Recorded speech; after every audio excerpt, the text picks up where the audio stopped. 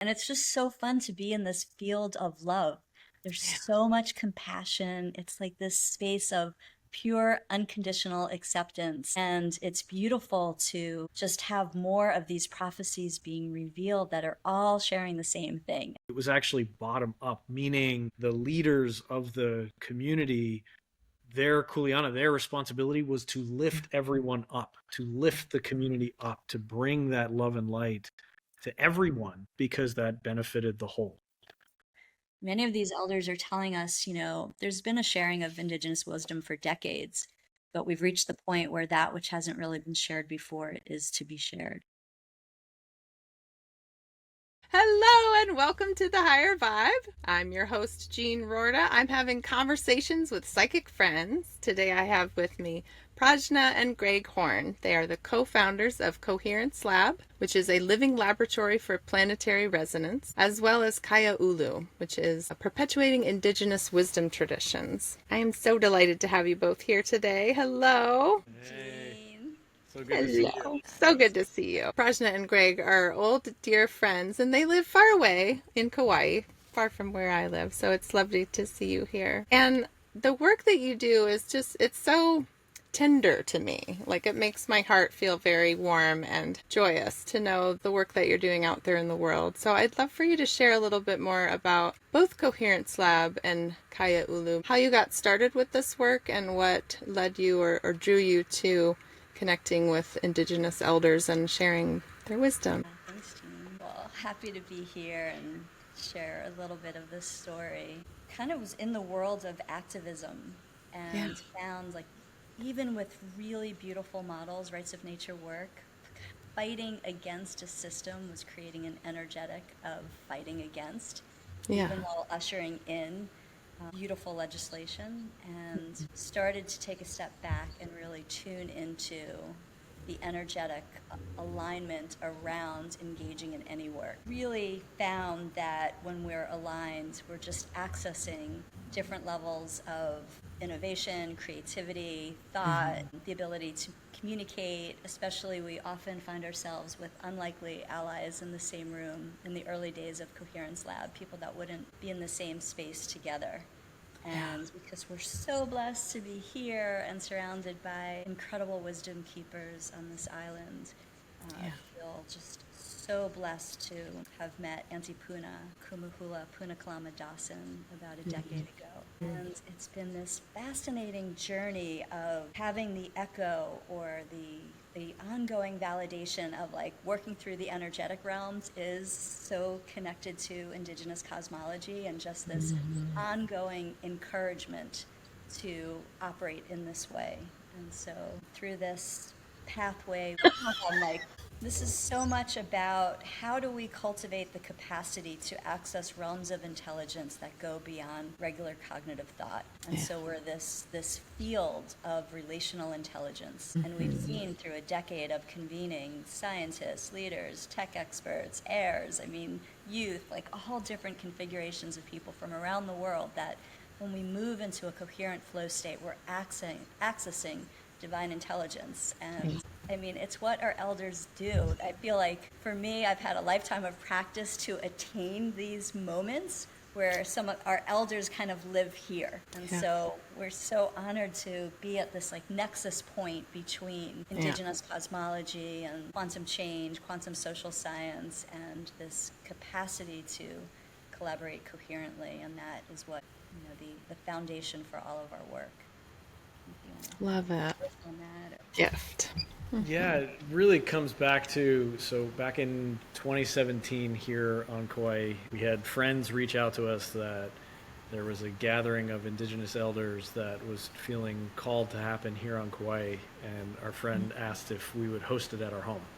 And they told us, oh yeah, it's like 13 elders, and a couple people coming along with them, not a big deal. And we're like, amazing, right? That sounds wonderful. Sure, come on. Quickly, every meal was like 80 to 100 people. Wow. even the cooks were like pulling Prajna aside, like, we don't have enough food. How are we going to do this? But it was beautiful to witness these wisdom carriers from all different corners of the globe, different peoples, coming and consistently sharing that. So this was 2017. This was pre-COVID, pre-fires and flooding and the changes on the planet.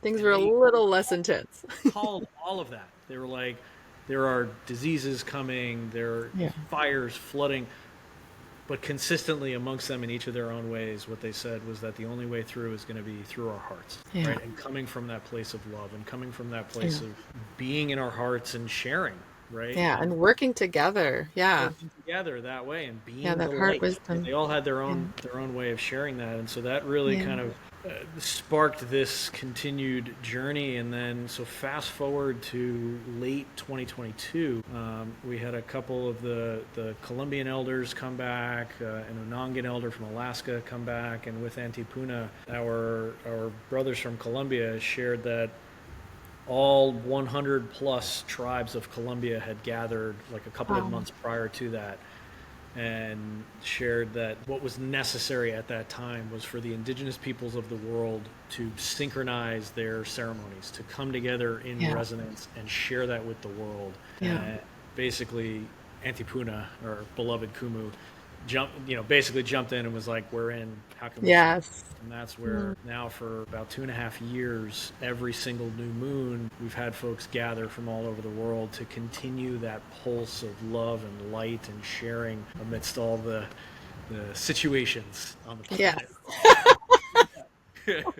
We do have some situations, Situations. And I love that building of the coherence every time, just coming together again. Here's the resonance. We're going to keep upholding that, keep bringing that together, keep affirming that and validating that and building it and growing it. It's beautiful. Yeah, it's one thing that I've really come to love and appreciate from Auntie over the years. Like, I used to think, okay, let's have this huge hoorah gathering, if you will, like gathering a bunch of people and it's this big thing. But Auntie would always ask, okay, but how is that intention being carried forward after? What's happening after? What is the and then what? Right. Exactly. What is the consistent intention after the fact? What happens to the people and what was talked about after that? And so that consistent pulse now, that in her mind is very clear that this will continue on for generations to come, right? That consistency is huge and so important. Yeah, it really grounds it. Yeah, definitely. And it's just so fun to be in this field of love. There's so much compassion. It's like this space of pure, unconditional acceptance. And it's beautiful to just have more of these prophecies being revealed that are all sharing the same thing. And it's, you said it so beautifully, like the only way through is through love. And I called Puna a couple of weeks ago, just so distraught. You know, I imagine most people watching this podcast are also like very empathetic and can feel a lot of what's happening, and just really asking for guidance, like how to navigate right now. And she just kept affirming, like every breath in love is creating a resonance, is creating an echo, and not to discount the power and the effect that that's having to maintain the balance on the planet at this time.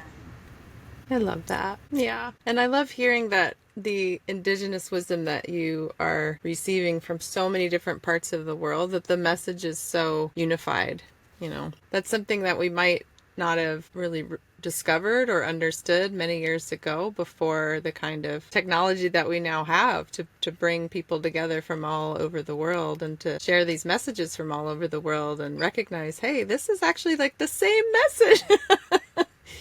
The indigenous wisdom all over the world is very unified in that message of the only way through is through love. And it's truly simple in the best of ways. I could parrot Auntie often, right?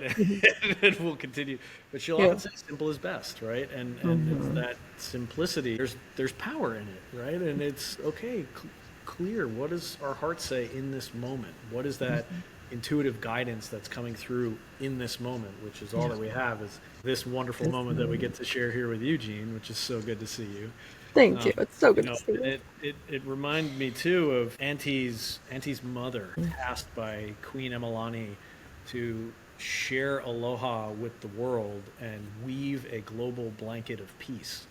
And that is now Auntie Puna's kuleana. It's her responsibility to carry that forward. And so Puna's mother established hula family in Japan and Germany post World War II, right? Wow. Literally weaving this global blanket of peace. And so Yeah, that's this, powerful. it was just, for her, it was so natural to step into this being the next, one of the other iterations of it is just weaving together these points of love and light and ancient wisdom around the world, inviting anyone and everyone in to share that. Yes, love it. Love Auntie Puna's message. Tell us about Kuleana a little bit, because to me that's like sacred work, right? That's like your purpose, but on a very deep soul level. Yeah, is that what that means to you, Kuleana? Yeah, sacred responsibility.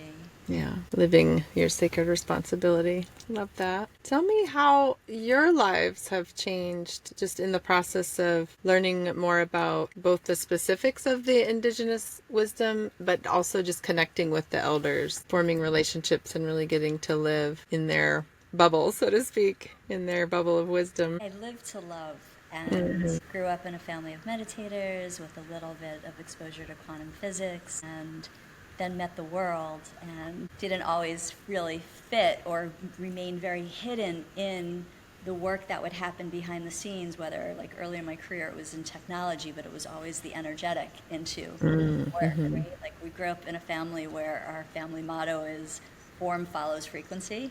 And so like, energy that we create with determines that which is created. And I feel like the elders have helped with the certainty factor, with grounding it in the world. Like if I've been in conferences with Puna where I could say something and it will just come out. Sometimes it could sound new agey, but then when our elders speak, there's such a frequency in their transmission that stirs the room. And so I feel like it's been this beautiful homecoming, with ideas that I was raised in, which is such a gift that there always hasn't been space for in the world, or it's remained hidden. And so now to kind of work out, we were talking as we were getting ready to go live here, like this nexus point between Indigenous cosmology and quantum physics, quantum science, quantum social change, where just the ongoing confirmation from the elders that, as you said, love is the way, and that we create an energetic pulse when we're together in a coherent field, in a loving space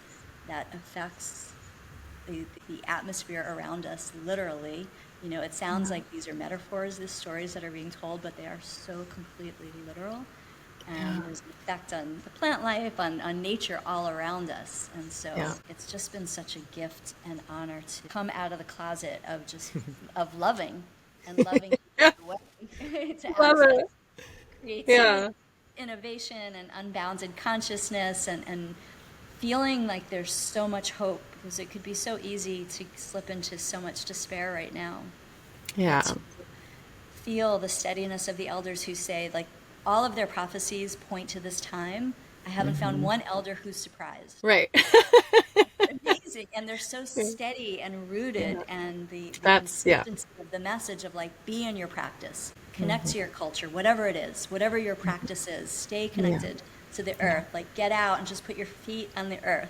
It changes everything, like the most simple gifts. So I think one of the most fundamental gifts for me is just living a lifetime of devotion to these incredible wisdom keepers and doing whatever I can and we can to create platforms for their voices and their messages, and even beyond that, to give people the opportunity to be in their aloe, to be in their space, so they have that experience of pure unconditional love. Yes. Yeah, because it sounds like for you, the love part wasn't new. It was really just the grounding it in more of an earth-based connection. Like, this is real. This isn't just something that you think about. This isn't a new age concept, this lovingness and the giving and the sharing. Like, this is actually how we do this, living as humans together.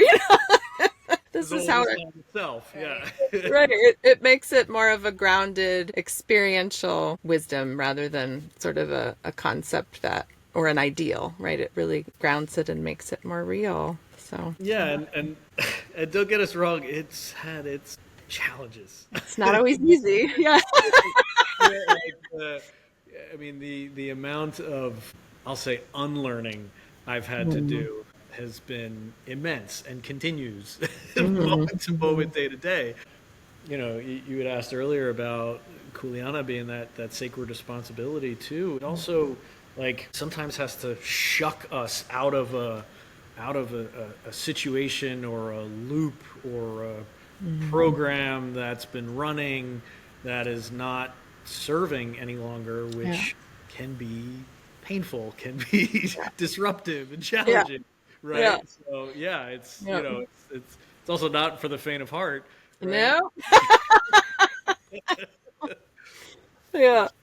Yeah, you're right, because everything is known, right? You're with an elder, like you're with a true elder, and everything is in our field is known. It's communicated completely. Like we don't even have to be here, and we feel our elders and the messages, and yeah, Yeah. No hiding, right? no hiding. But there's so much compassion, so hopefully you wouldn't feel the need to hide, right? Because you recognize that with that loving, compassionate wisdom and recognition of who you are, you're not being judged, right?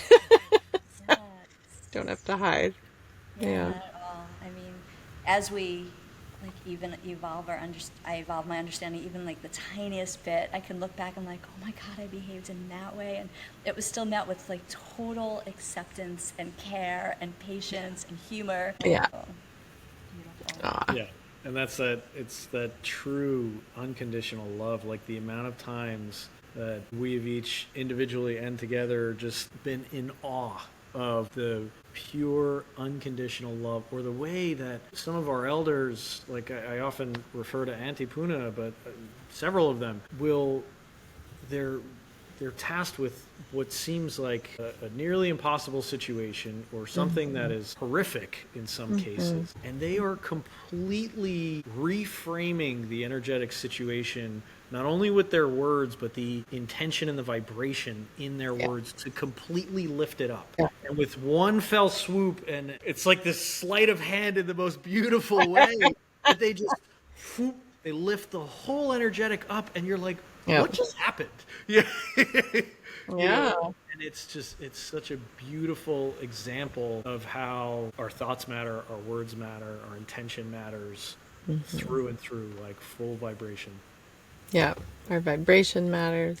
Yeah. When I was just observing as you spoke about how when the elders speak with that shift in vibration, how they impact, the whole space, I was seeing, there's so much certainty in spirit. They're coming from just total certainty in spirit. There's no doubt. And so when they speak from that place and communicate and share from that place, it brings that vibration of just certainty, total trust and knowing in spirit into the room. And then it really clears out like the doubts, the fears, the worries, and just brings it back to that moment and trust and connection. It's so beautiful. We do that, and we're in that kind of energetic field to source solutions from that space. Right? It's that we just see miracles happen again and again Yeah. and again. Yeah, it's such an effortless space to connect with solutions and answers, right? Rather than it being this complex thing that you have to figure out. That's how the intuition works. It's like spirit's just here. Here you go.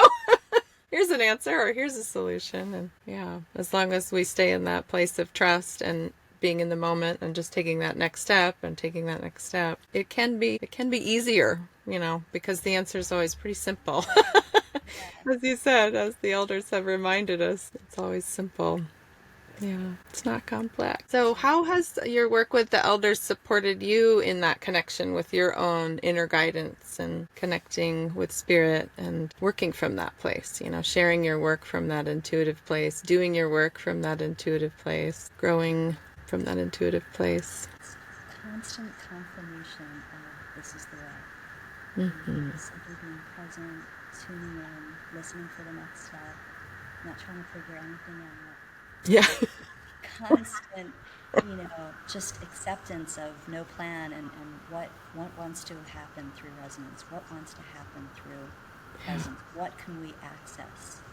So I feel like everything unfolds from here, and it's been a dance. It's been a dance for a decade.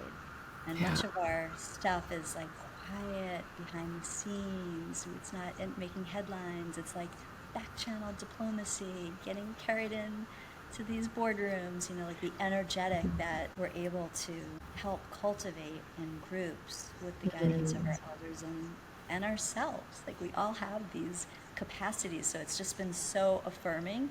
Where, it's, for me, it's a continuous journey of eradicating doubt and just really coming back into greater and greater certainty and joy.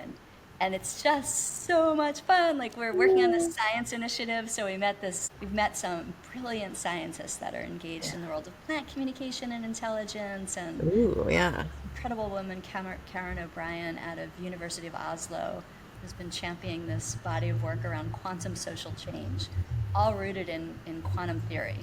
So, as an example, 5 years ago we created Kaiulu Council. So every week we gather with elders and frontline forest defenders and policy experts and scientists and different leaders in the intention of holding a vibrational fractal of a planet where all of our ancient forests are protected and all of the stewards of the forest are cared for into perpetuity as they protect these most precious ecosystems.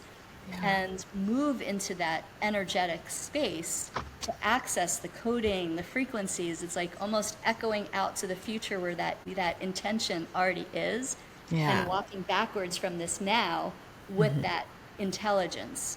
And our elders do this, right? And so it's just been beautiful to feel these feelings intuitively and then have the constant reflection back of, actually, this is quantum technology, this is ancient coding, this is very real conscious technologies, whatever we want to call it. Like, this is very literal.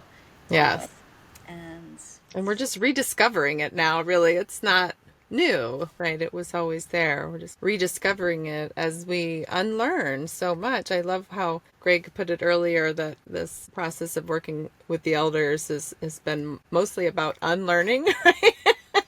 It's like, yes, we know what love is, but we have to unlearn all of the things, all of our programming that's limiting that, getting in the way of that knowingness of love. And similar to with the quantum information, it's like, oh yeah, this has been around all the time. We didn't recognize it, or we're remembering, bringing it back into the collective consciousness. Yeah. And using it to validate, this is how we move forward. It doesn't have to be hard, right? When I think of quantum, I think of like instant, it's like everybody just matches the vibration and then boop, there it is. And our logical mind says that's not possible, right? And our logical mind wants to like figure it out or understand it before it can allow it. Whereas when we're in that intuitive space, that, as you've been sharing, the Indigenous elders are already operating from that's the normal state, then there isn't that mind that tries to figure it out and discount it and won't make space for it until it can understand it, because it's really beyond that level of logical understanding. Right? Yeah, the elders have taught us about folding time, like communicating across timelines, right? Other elders have talked to us in our community about communicating through the fire. Like, he's like, just connect with me through the fire, right? Yeah. And he's like, it doesn't matter if you're in your home with a candle, the power of that flame, I'm sitting in the jungles in Colombia and I will connect through that fire, right? And I'm thinking of, that was in Harry Potter, right? Somebody like picked up on a little bit of that indigenous wisdom. I was kind of chuckling earlier because you both had talked about like, it's not new agey at all, because it's not, and frankly, it's like as old as it could possibly be. Right? Yeah. Communicating this way and operating through love, and it's operating ancient. through source or the universe or God, whatever we want to call it, right? It's that universal good, that universal connection. Yeah. So good. It makes me so happy to know that this is happening, that you're connecting Indigenous wisdom around the world and that more people have access to this information to recognize, like, this isn't new agey and woo-woo. Like, this is just real. Right? And all we have to do is let go of that programming of the logical mind that, again, wants to figure it out in order to just let it be what it already is, because that's really all that it takes for that kind of quantum change to happen, is that collective allowing of it, right? And with that coherence in the mind of everybody's just saying yes to that, really. and then there's space, and then it comes in. And every single one of us matters. Like every heart matters. It's a consistent message that we get. It's not that, you know, our elders so often are like, it's not about us. Like, you know, don't make it. It's about every single person here, every single being, and that amplifies the field. Like it's so much of what the work of Coherence Lab has done over the years has been about creating fields of group coherence, right? And the more beings that are gathered in that space, the more that field's amplified and reverberates through the universal field, right? So we all matter. We all have a part to play. Yeah. I love that. Just that message of you matter. You, each of us, you matter. Yes. It's a whole different shift. You matter. You matter. Everybody is important. It's such a shift in the power structure on the planet has been so, top down, and if you're not one of those top dogs, you don't matter. And so it's just been like hundreds, maybe thousands of years of, and many lifetimes for so many souls of that oppressive, invalidating, like, I don't matter. What I say doesn't matter. What I do doesn't matter. My existence doesn't matter. And for everyone to just recognize and totally reframe, the power structure now is actually like, this is a circle, right? This is a whole, and everybody matters. And it's not about the form of what you're doing out there, that if you're following spirit, that form is going to be aligned for you, but it's about just showing up, in that your breath matters, and how you're holding yourself in your heart matters, and your words matter, and your connection to that whole matters. Your presence, what a loving message. I'm so grateful that that's being shared.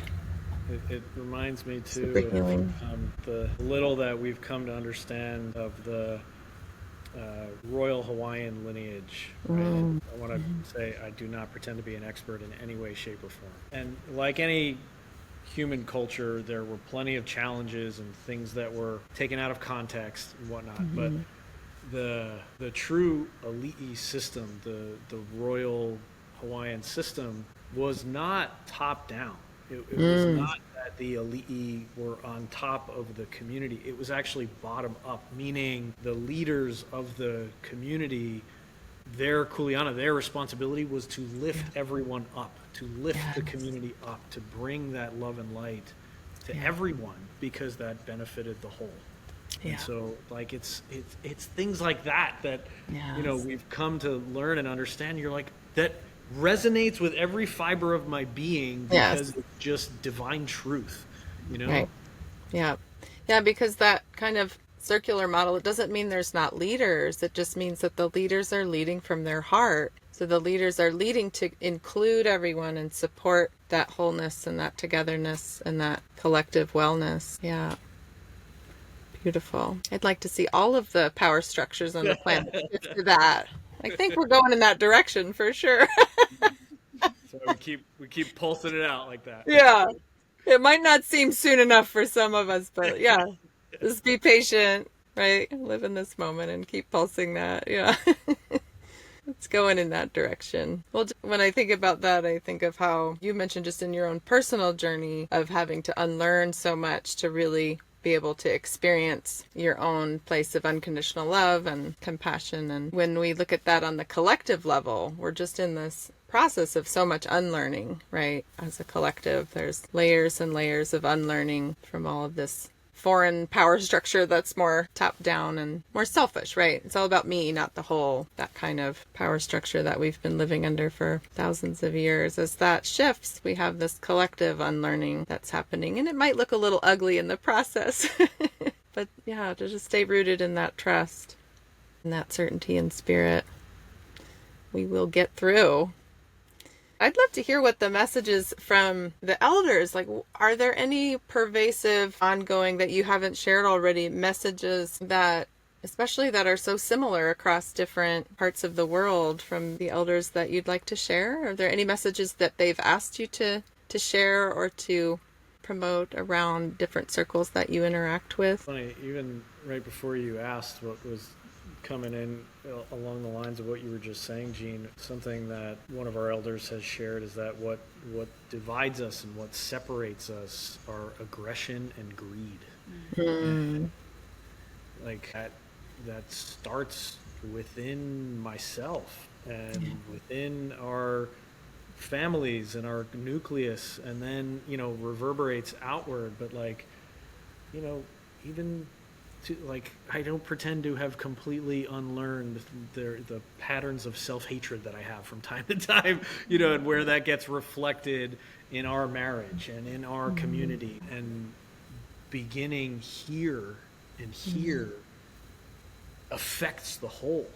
Yeah. And so the more that I can truly practice that unconditional self-love and unconditional love here, the more that reverberates out in the field. And that is it's weaving together with something that Auntie Puna talks about all the time, which is taking care of ourselves first and foremost. It's especially for those of us that I think it's so natural to, hey, we want to help and care for everyone else, but if we're not refilling our own cup, then where are we sourcing that from? And so caring for ourselves first, and then our families, and then our kuleana, like our work, and having to care for that way, and then the community, and then the larger world. But it starts at home. Yeah. So aloha begins at home, right? So that's what was just coming in as you were sharing that. Yeah, I love that. And Puna has really emphasized what you're saying, and that it's not selfish to take care of ourselves. Because if we're so depleted, then we're really not able to serve. So, and really the focus of family. I mean, it's such a big part of the Hawaiian culture here, and all cultures. Really tending to your family. Yeah. So good. And a simple smile. It's like these most simple little things. We have our elders say all the time, like, just smile at people. It's not rocket science what they're bringing forward. So just smile.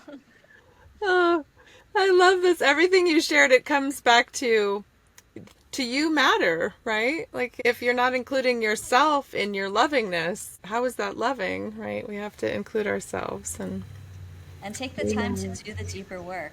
Do the clearing, work on the trauma, be real, a lot of our elders spend a lot of time in ceremony cleansing the field, our auric field, cleansing our lineages. So finding whatever pathway works and resonates within yourself to really cleanse and know it's just a normal part of daily life.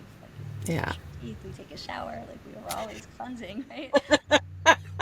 Yes, we cleanse our bodies, most of us, and we have to include our spirit self in that, our soul cleansing, as it were. Love it. Yeah. I love how much the indigenous wisdom correlates with messages that go across many different traditions.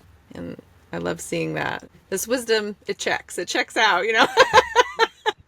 Aww. We could just sit here and smile at each other with that message. It is so simple, isn't it? I know, words seem to complicate things, but you've already shared how in your work it's fully led by your intuition, and it's such a great practice for you to be sharing your work from that place of knowing that it's coming from being present, following your intuition, letting it be simple, really checking in with your inner guidance each step of the way. And what a gift that in your work with the elders, you really get to be reminded of that each time, Yeah, it's not always easy. Yeah. It might be simple, but our minds are but wait, we have to do this, or often it's not the answer that I might want. It's not simple, and we're just sitting in bliss, and oh, here's the next signal. It's just. Yeah, but I love it that your work is to do that work, and it's like you've woven into your outer work the need to do your inner work. Well said. Great setup for yourself. That's a practice build. Absolutely. Yeah. Truly. And the amount of, it's funny, as you were just saying, when you recognize things that check across different wisdom traditions, it's oh yeah, that tracks, right? It's the surrender, truly having to let go of attachment. I think that's the part, as you were saying, like it's not always easy, you know. Right. Like, oh, I would love for it to look like this, right? Or Right. out like this, or, you know, these resources are set up like this and in the place. And so often it seems like, nope, actually what's more important is letting go of the attachment to the things and trusting that in the moment it will be revealed, it will be provided, it will be shown. And the project manager in me doesn't always like that. Right. Yeah, that's part of the unlearning. You know, there's probably parts of your project manager self that, you know, were learned a certain way and or taught a certain way and developed a certain way that kind of always show up, and you're like, Yeah. supposed to do it that way. But what about that point? And then Right. Talking to donors, like, oh, we're making invisible realms more visible. Like, it's not so tangible. It's not expressed in the same language that we communicate with, right? It's not so direct of like, this happened, this person came, and this is the result of it. It's very interesting, and it is so much surrender and just trusting the intelligence of the field and the ripples that happen. And we're seeing now, there's been enough years, like we're seeing, you know, some of the specific ripples, but often it's not seen in the same way. And it's a lot of Yeah, I totally get that. It's so similar with any spiritual practice that there's so much going on the inside that you might not even be able to put words to yet, but you experience it, right? And on the outside it might not look much different, but on the inside you're like, oh, this is a whole different, you know, experience of life. And a lot of what you're doing is shifting so much on the inside, so to speak, right, on that internal unseen field between humanity. And if it hasn't shown up on the outside yet, there might not be that proof, you know, that whether it's a donor you're talking to or just making a new relationship or new connection, and especially if they're coming from that more analytical space of, so what is it that you're doing? And you have to prove it. It's funny. I could see that would be a challenge, you know. Challenging. How do you measure and describe infinite, unconditional, divine love? Like, what are the KPIs that, you know, track? Like, you know, you got to make some flow charts for that. Well, when we first started convening, right, in 2015, 2016, 2017, we were having like very regular gatherings, and people would say to us at the end of the evening, end of a tea, end of a workshop, this experience changed my life.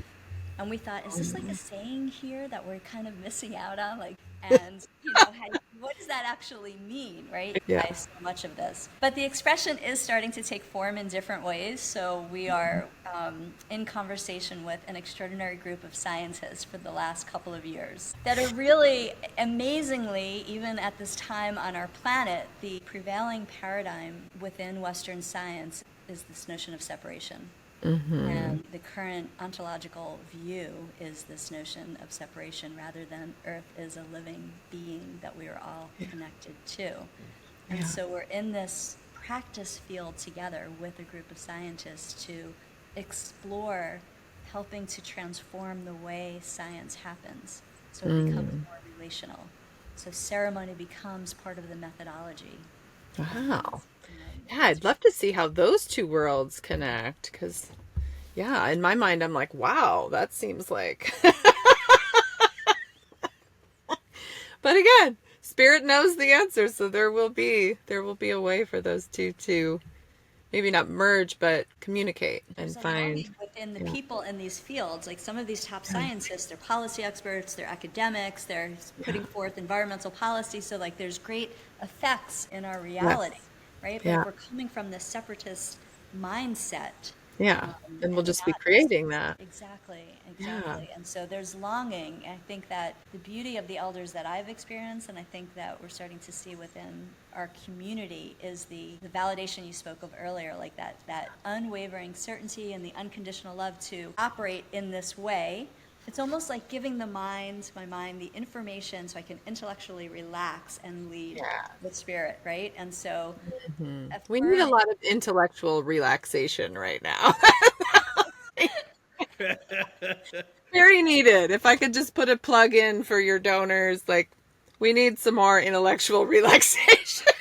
Right, so we can access like most innovative, creative spaces where the true intelligence, like I don't want the intelligence that's limited to my cognitive capacity. I would like Yeah. to access the intelligence of the divine, right? Yeah. Amen. Yeah. And it feels like that being such a core theme of this time on the planet right now, from what we've learned from these indigenous wisdom keepers, is that it's the time of the merging with the head and the heart. It's the prophecy of the eagle and the condor, right? And like all of these different examples of that bridge needing to be built and come together of all these different ways of thinking. I mean, I will never forget when we were in a conversation with a scientist and with one of our indigenous elders, and the indigenous elders started to kind of, in a loving way, laugh at the scientist. Yeah. And he's like, we've had science for millennia from an indigenous perspective.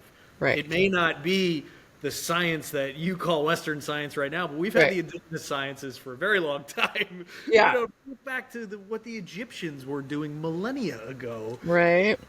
It's mind-blowing, right? And so it's like, okay, these things are finally now coming to one common point of understanding and how we can just bring it all together and move forward. And this time, part of the prophecy is this, she calls it ho'oma'emai. It's like the return to origin, putting things back. You spoke of remembering before, Jean. It's remembering these ways. We know this way. We know how to listen to our own internal guidance. Like we really know how to trust our intuition. And the more we do it, the more it just becomes the most natural way to be. Yeah, I see it as a time of rebirth. And we're really just bringing back what we already had in ancient times and just bringing it back into present time. I love it. I just got so relaxed with your hello to, well, first of all, intellectual relaxation, but also the indigenous elder joking or laughing to himself with the scientists about like, oh, well, you know, we've had science. It just looks different, right? We have this concept that this is what science looks like. It just looks like this, and this is the way we do it. And so for indigenous elders to be reminding the greater culture around science that, well, actually, like, there's this other way. Like broadening the perspective and bringing spirit and intuition back into the picture to make it so that those aren't at odds, right? Because a lot of us might think that spirituality and science, those are at odds, right? Those don't go together, like oil and water or something. And to just be... and spirituality, or business spirituality. And, you know, the more leaders we meet, like everyone's longing for this. To bring these together, to recognize that they're not inherently separate, and there's room for those to inform each other, for spirit to inform the science. That's exciting. I'm excited to see how that unfolds and what kinds of new old ways we are reminded of in the world of science. I mean, quantum science definitely is getting into that for sure. We kind of touched upon everything in a sort of roundabout way, which is just very normal for intuitive people.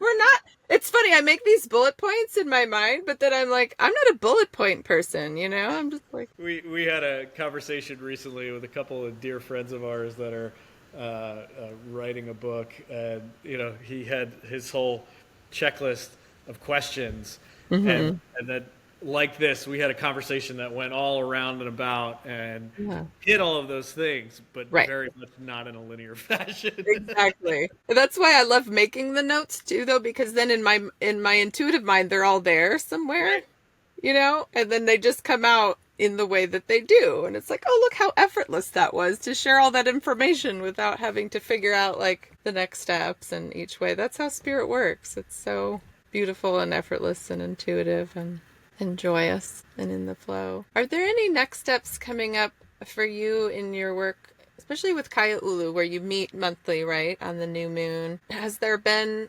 any, especially right now, any buildup of the energy or any kind of energetically important things to share or any differences? Or has it been that even keel, like here we are just meeting again, bringing the energy back into coherence, sharing this energy, pulsing it out?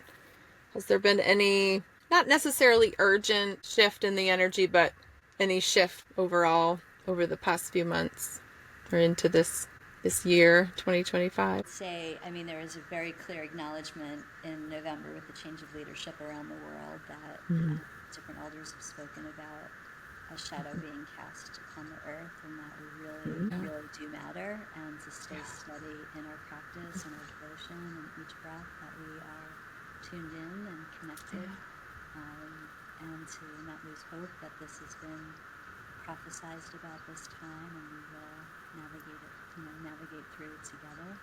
Yeah. And to not get distracted with all Not get distracted. Yes. I love that as another universal message. It's so good. That tends to be what the technological world we live in readily offers us. Like a lot of distraction, not only just the content that's out there, but the vibration, and the frequency of all of that's pulsing through a lot of the technology, but that's just pulsing through the planet right now. It can be very distracting and disorienting and scattering, right? So I love that reminder and that message to stay focused, stay present, stay grounded, stay with your practice. I love too the inclusivity of the Indigenous message. It's not like about you have to do this practice. It's no, like find what it is that resonates with you and just do that. Be there with that.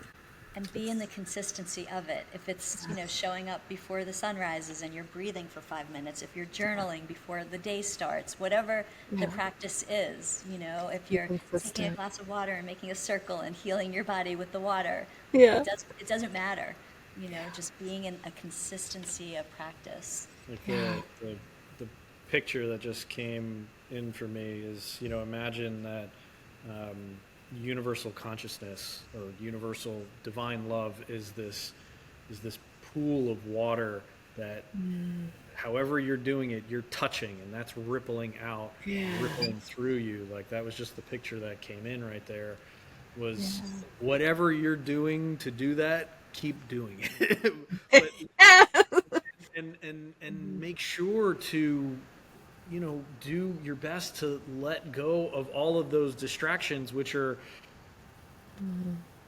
bringing in barriers. They're blockages to that connection, to that divine love. One of our elders talks about, even in our marriage, like there's a being that can come in between us from time in all of our relationships.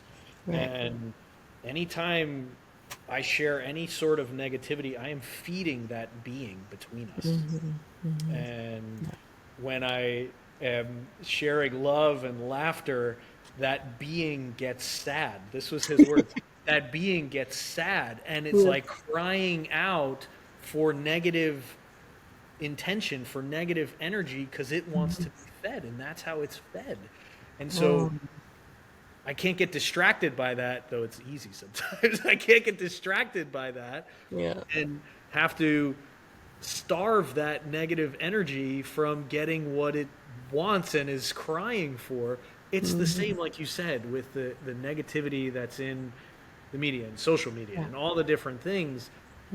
That's the negativity in the world, crying for attention, crying for food, which is our energy. We are that powerful. And so where we're pointing our energy is so important, and it matters so deeply to come back to that place of peace, of unconditional love, of unconditional happiness and laughter. Like, Jean, I love your laugh, and it's always wonderful to hear your laugh. Right? And it's like, it's this, these spaces of love and of joy and of laughter.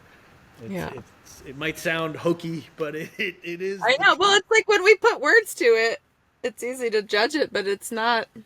Like you said, the whole message of you matter. Your frequency matters, your attention, your intention, your presence, and your joy. Joy is a very high frequency, and it's not about trying to be in joy by denying anything else that's going on inside of you. It's just about being present with that and letting it pass so that you can return to your natural state, which is joy.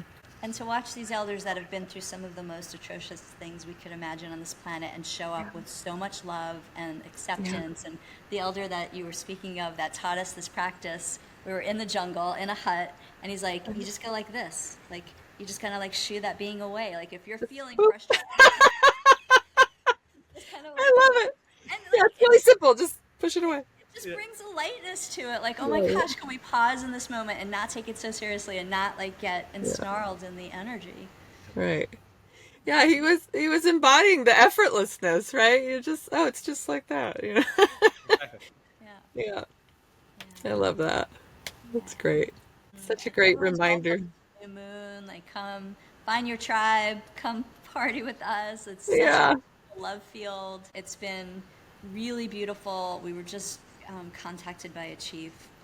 I won't say where. That some of our elders are also lonely. Like they're the leaders of a Yeah. community, the ones that people are always going to. And so when we all show up together and our love and our respect, our care, that's Yeah. feeding the elders too, and they're Yeah. getting a chance to share.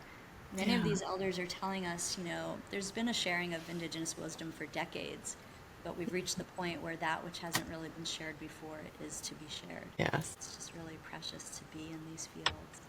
Oh, I love that. That gave me chills. It goes with the, all that is hidden shall be revealed. A lot of the deeper teachings, both in various esoteric traditions around the world and the deeper wisdom of the indigenous elders and some of the prophecy, like maybe like the tiny script in the prophecies, like the stuff that hasn't been shared, that's all coming out now. This is very exciting. I look forward to hearing more about that as more gets revealed. Wonderful. The coherence you're supporting and creating across the globe with the indigenous elders and bringing them out of isolation, and into more of a global community. That's really a powerful gift. It's And it's such a gift. something too that, like Prajna said, many of them share that in their own communities, the younger generations aren't showing an interest in some cases. Oh, yeah. But when there's dozens and hundreds of us that are like, please, uncle, share, please, auntie, Yeah. share, like, Yeah. thank you so much. They are so fed, and like, Yeah. it gets me emotional. Like, it's just so beautiful for them to, they're like, thank you so much for the opportunity. We're like, you just blew our minds. Like, are you kidding me? Like, what do you mean thank us? Like, what do you Yeah. thank you? My gosh. And so Great. it's that space of appreciation of this wisdom. And I used to think that, okay, when we want to talk about supporting these wisdom traditions, like we need to record everything and save it, and like, oh, like the Smithsonian, like how do we get it saved because this is so precious? And the elders have shared, like, okay, yeah, sure, but what really matters is that it's perpetuated, is that it's continued, is that it continues to be shared and Yeah. continues to be appreciated, because it Yeah. only actually happens in the moment. Yeah. So we need to create more moments where it's shared in the moment. And sometimes Right. we'll have a conversation like with Auntie Puna, and there's a gathering coming up, and we'll ask like, hey Auntie, what do you think you're going to share? She'll be like, I don't know, it depends who's there. Yeah. And it's like, Yeah. it's taken me a while to get that. No, it's about the The beings moment. that are there. She'll have the whole group breathe into our hands and lift our hands up, because then all of our ancestors are communicating, and then whatever is meant to come through in that moment is going to come through. And it's like, that blows my mind to the best. Yeah. Of, That's intuitive presence. Exactly. Love it. Yay. Yay.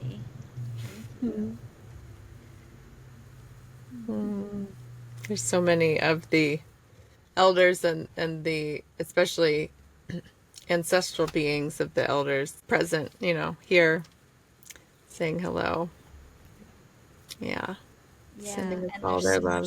support on so many levels, and there's so many deep in the jungle, deep in caves, deep in the monastery, in the city, in the boardrooms that are like working at the unseen realms, unseen Yeah. levels, astral and beyond, Yeah. to keep the balance here. And we all have Yeah. access by just simply tuning into our breath and our hearts. Yeah. But just take comfort in knowing there's so much support. Thank you for acknowledging what's here right now. Yeah. Yeah. Thank you for creating Yeah. this They're space very for- present with a lot of gratitude, for you Yeah. For all of Well, us. likewise, I was just starting to say thank you, Jean, for creating this space for people to Yeah. be able to tune in and remember that which is already known, right? And just Yeah. thank you so much. Yeah. It's very encouraging. Like you said, there's a lot of people maybe worried about the state of the world, but when we connect on that inner level, just say hello to the global community of both elders and just all of us living from that place of presence and inner wisdom and love. I'm just deeply encouraged. There's no more fear when I'm in that space. When I say hello to that global connection of humanity, I'm like, oh, we got this. Like, I feel a lot of enthusiasm and gratitude and just certainty and knowing, and that each of the details for each of us of our next step and how we can live, what steps we can take on the physical level to support the change, those become clear to each of us. But whenever there's any doubt, just tune back into that global community of elders and of wisdom keepers and of all of us as humans just living from that place of grounded, present lovingness. It's very encouraging. And yeah, it's quite a global party. I mean, really, like there's Very intergalactic party. an intergalactic party. There's a lot of enthusiasm and celebration for this moment for humanity, for sure. Yeah. Yeah, and when you tune in on that level, there's absolutely no fear. It's just total joy and celebration. Yeah. Yeah. So when we live in that place from day to day, we can do what we came here to do, show up in the way that we came here to show up, and serve in the way that we came here to serve, and love in the way that we came here to love. It's exciting. Yeah. I'm wagging my tail, as they say. Aw, thank you both so much for being present today to share this conversation with me. So good to see you, and so important that anyone listening here knows that there is this community of people gathering at the new moon, and there's this global community of wisdom being shared and love being connected throughout the planet. Thank you for your work in the world. Thank you for creating these sacred spaces to weave us all together in this field of intention and remembrance. It's so good to see you. I know. Totally. Mm-hmm. Right? And yeah, like we said, every single one of us matters. Every single one of you matter. And that this connective heart field is such a beautiful thing. So Yeah. keep it up. And thanks for sharing your heart always, Jean, and bringing so much joy and love in all the spaces that you always do. You're welcome. Yay. Thank you, everyone, for joining us today on The Higher Vibe. Thank you for your presence. You matter. We'll see you next time. Aloha. Aloha. Thank you so much for being here. We appreciate you watching. I hope you enjoyed what you saw. If you did, go ahead and hit like and subscribe. Share this with friends. Really helps us out, and we really appreciate it. And we look forward to seeing you next time.